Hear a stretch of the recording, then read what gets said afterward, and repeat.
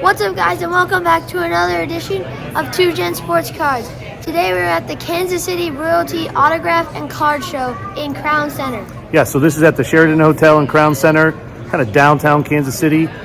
This is advertised as the largest card show in Kansas City history, which I tend to believe that it is. It's 450 tables, so this is from the same promoter, Gas Card Shows, who does the Lee Summit John Knox show. And it's really, that show's like 200 tables. This show's 450 tables. We're excited to buy some cards. It's been a few months really since we've bought anything. You ready to go take a look? Yeah. All right, so let's get into the show. We'll show you what it looks like. Here we are walking into the show. You can see it's kind of got two wings, but all really one big room here. It does appear to be pretty significant in size. So I do believe the 450 tables. I'm excited to check it out. Max, are you ready? Yes. Are you looking for anything in particular? Just PC. Which is what? Justin Jefferson So, and Crunch Times. Justin Jefferson and Crunch Times for you. I'm looking for, wide receivers and quarterbacks, numbered cards, autographs, parallels, short prints, that type of thing. I usually just like to buy rookies. So we'll see what we can find. And we have about $400 to spend and like 3 hours to shop. So I'm sure we're going to find some good deals. In between the updates from the show floor, we wanted to just highlight some cards that we were considering, but they got away for one reason or another. Some of the early half was, maybe we were a little gun shy in spending our money before we saw more of the cards available. But there was a real nice Brock Bowers Obsidian Vitreous that was pretty intriguing. I'm not necessarily a big Cedric Tillman guy for the Browns, as he's like a third wide receiver.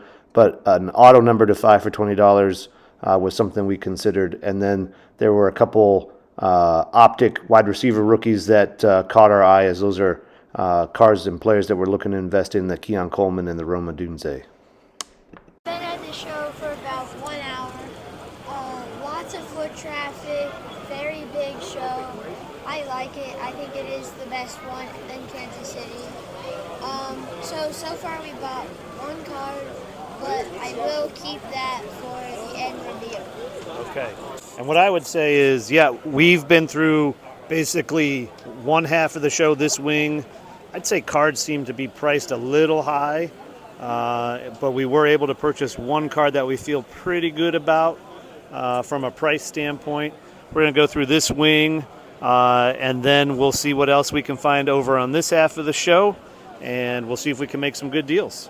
A few more cards that we considered buying. One is that Josh Jacobs 2019 Legacy Silver Auto Rookie.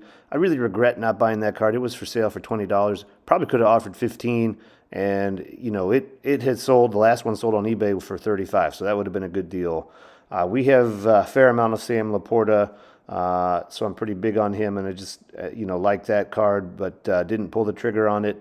And then there was a dealer we bought several things from, but he had this kind of display with all these rookie wide receiver PSA 10s, and so we considered the Puka and the Jordan Addison hollow optic PSA 10s, but bought some other things instead. We were interested in this Puka Nacua orange rookie auto. I think it's numbered to 50.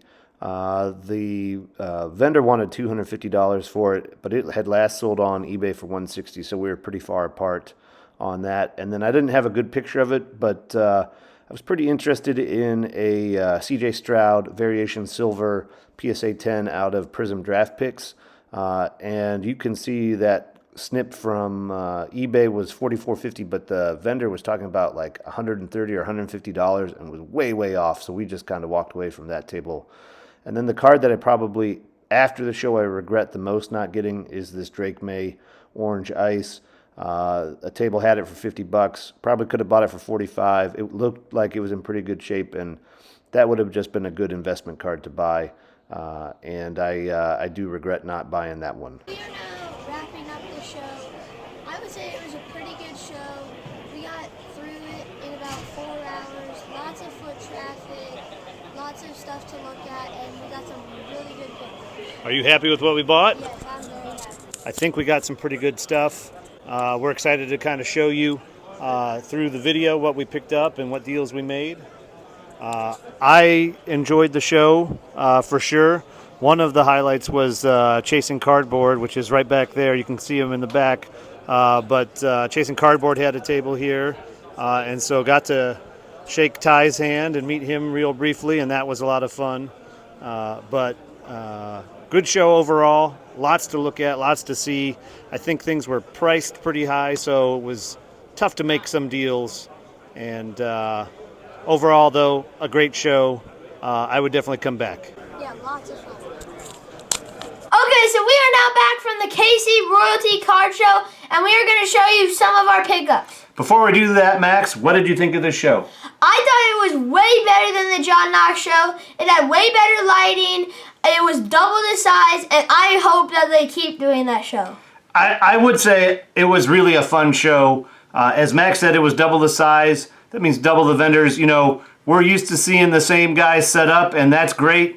But sometimes, you know, it's nice to see some, you know, people you've never met before. You get to talk to them a little bit, and they have a different selection to choose from. And so it was really a broad selection to pick from. The other thing I enjoyed, I got to meet Ty from Chasing Cardboard, which that was pretty exciting. I do regret not wearing our 2 Gen Sports Cards shirt, so we could talk about YouTube a little bit, but we'll do that next time. And then I think the one thing, because it was such a big show, I do think the prices were pretty high. There were some vendors that I thought were just sky high, and really we just kind of looked at the table real quick, realized the pricing, and had to walk by. So that was unfortunate, but we did find some good deals. Not some great deals, but some good deals, and we're excited to show you what we picked up. So Max, what's the first card we got? The first card we got was this Roma Dunze football emoji. So I like this card. It was the first card we got. It was stickered at $55. We got it for $50, and it's between $75 and $80. And I would say if you look at some of the comps, like 2 of the last 5 comps have been $95 and above. And so we feel really bullish on this card being worth a fair amount. It's also in really good condition. I think we might send it in. And then the other thing I would say about this card is, you know, I think Caleb Williams is a little bit out of our price range for what we want to pay for cards. And so this is, you know, betting on Roma Dunze is kind of like betting on Caleb Williams, I think, a little bit. And so that's kind of what we were doing here with this card. Second card we got was another rookie wide receiver, and one of the wide receivers I wanted to target and buy. So we did find this Brian Thomas silver variation prism. It was stickered at $15. We bought it at $15 because I thought it was a pretty good deal. And if you look at the comps, they're above $20, so $20, $22, $25. And so we felt like we got a pretty good deal here. Excited to have this. Also in very good condition. And so definitely a candidate for us to grade. Max, what was the next card that we got? The next card was this Marvin Harrison Pink Wave. So we just like Marvin Harrison. It's one of the guys we want to spend or invest more in. It was stickered at $15. We bought it for $10, and now it's around $8. So we're kind of regretting it. Yeah, I don't know if regretting it's too much. Marvin Harrison is a Buckeye, so we're happy to have him in the collection. I think maybe we were just, you know, I have had a hard time finding some of his, and so I was eager to buy a Marvin Harrison Jr., and maybe we didn't get the best deal there. Yep. The next group of cards is a pretty big bundle. And so we bought 5 cards total for $180. You can see them on the screen here. We're going to go through them more individually. But the $180 was off of a sticker price of $250, so we thought we did a pretty good job negotiating. And the comps are in the $225 range. First card that we bought was this PSA 10 blue glitter optic Bijan rookie. So it was stickered individually at $95, and the price that we settled on was $80. And so felt pretty good about that deal. Happy to invest in Bijan. I think he's going to have a big year, you know, for the next couple of years, really, and kind of be like Saquon last year. I think he's got a chance to do that with, you know, Penix now playing quarterback for the Falcons. He should be a focal point of the offense. I also think this next card has some chance for kind of the Saquon bump of last year. Obviously, Christian McCaffrey's been very good in the past. He had a down year with injuries, but I think he could come back and have a very strong year. This year, he's going to be the top of the fantasy football ratings again, probably. But this is a rookie introductions, which is a Prism insert. This was stickered at 20. We bought it for 15. If you look at comps, some old ones from a little bit more than a year ago are in the $35 and $51 range.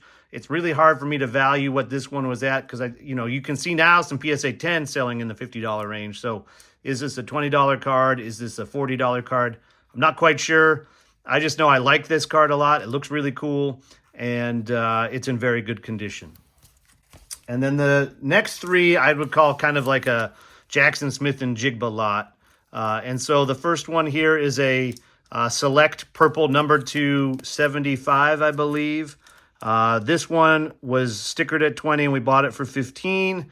And this one I think is another good candidate for grading, really in excellent condition.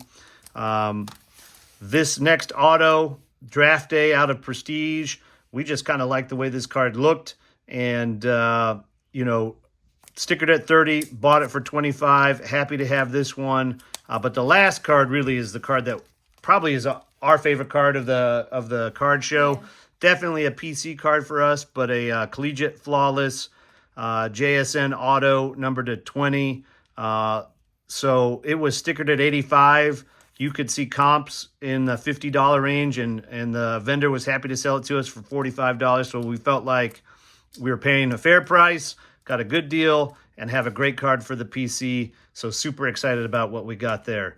So the last card was this rookie Jordan Love green Prism. It was stickered at about $50. We bought it for $40, and its comps are around 50. But if you look at some of the comps, Max, going back to before last football season, it was selling for like $145, $150. And so we think there's pretty good upside on this card. If Jordan Love has a good season this year, I think that card can be a $100 plus card for sure. It is in very good shape with one exception. It's got a soft back corner that I think would keep it from being a 10, but it's centered nicely. The front looks pretty pristine. I'm tempted to take a chance on it, but I think it would come back a 9. So, but even still as a raw card, there is definitely an upside on this card. And if it doesn't turn out where it's a big deal or a great deal for us, having a color match Jordan Love's not too bad. Yeah, I would say it was a very good buy. Yes. All right, Max. So that wraps up what we picked up at the show. You said you enjoyed the show. Any last words about it? It was great, and I hope they do it again. It was a lot of fun. We were there for 4 hours. We ran out of time. We had to get back for something. So we spent like $290, I want to say. I don't know if I did that math right in my head just now. We were planning to spend $400. We could have definitely spent $400 easily there. We just kind of ran out of the time trying to find the right deals. As Max said, I do hope they do this show again. My only other complaint with this show is you had to pay $15 to get in, which is fine, but you also had to pay like $15 to park because it was downtown, and that was a bit annoying to kind of have to pay double.